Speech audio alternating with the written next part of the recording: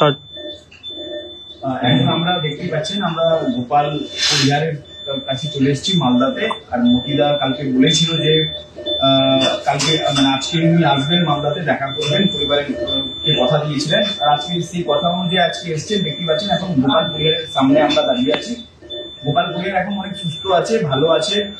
আর ইনি গণেশ কাকু বলেন, কাকু এখন ছেলে কেমন আছে দেখছেন তো, মানে কথা বলেছেন? ছেলে ভালো আছে, কথা বলছে, ভালো আছে এখন?